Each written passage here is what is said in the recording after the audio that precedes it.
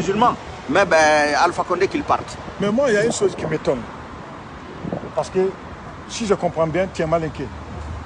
N'est-ce pas? Ça n'a rien à voir. Non, non, non, n'est-ce pas?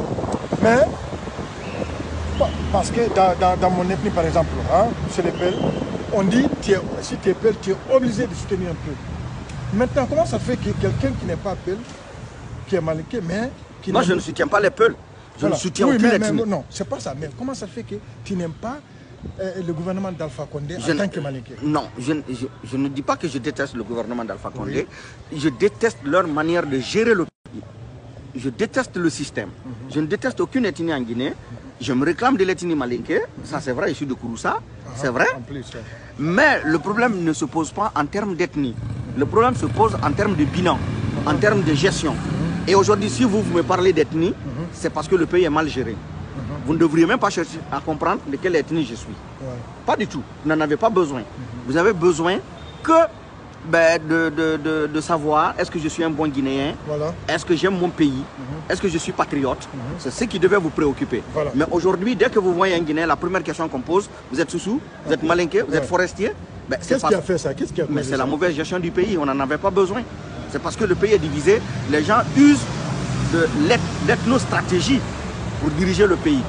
Si c'est celui qui montre aujourd'hui, il montre aux gens qu'il préfère les Peuls aux Malinké, vous m'entendrez encore critiquer Cellou.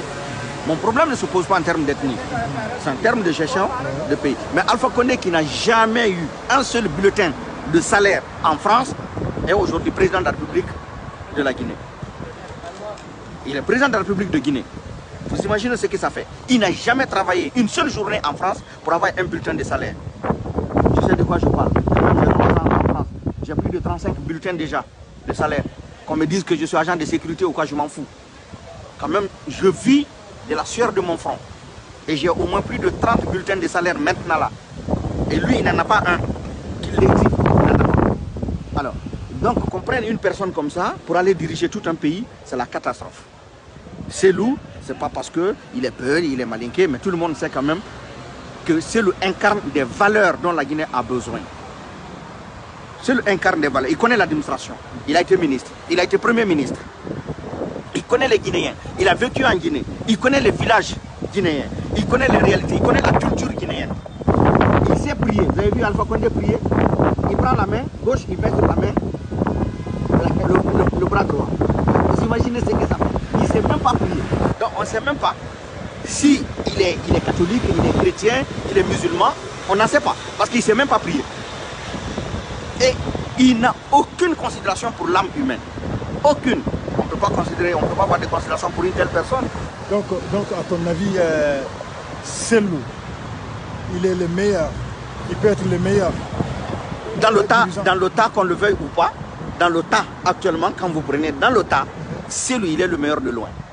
Je ne dis pas qu'il est le meilleur, mais dans le tas actuellement, de tous les hommes politiques, dans le tas, Cellou de loin, il est le meilleur. Donc parmi tous les dirigeants politiques. Parce que pourquoi je le dis, Cellou est le meilleur? Vous allez voir, Cellou ne sait pas mentir.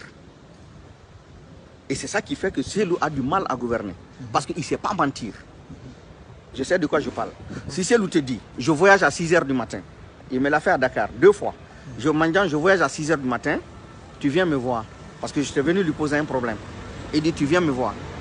Alors j'ai dormi, je n'ai pas pu passer. C'est Cellou qui m'appelle sur mon téléphone vers 4 h du matin. Il dit, Mandian, je ne t'ai pas vu et je dois voyager. Donc tu passeras voir mon cousin.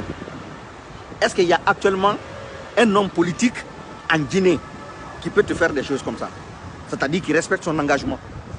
Il te prend un engagement et c'est lui-même qui te rappelle. C'est toi qui lui as demandé service. Et c'est lui qui prend son téléphone pour t'appeler, pour te rappeler que tu devais venir le voir. C'est toi qui as besoin de lui, hein, ce n'est pas lui qui a besoin de toi. Il y en a actuellement, les gens qui respectent leur engagement, comme ça. C'est rare. Deuxième chose, Cellou, en te faisant n'importe quel geste, il ajoute le nom de Dieu. Et j'ai fait des marches avec Cellou sur le capot de sa voiture. Cellou a horreur du sang humain. Dès qu'il voit qu'on est en train de tirer sur les gens, Cellou ne peut plus regarder, il baisse le regard.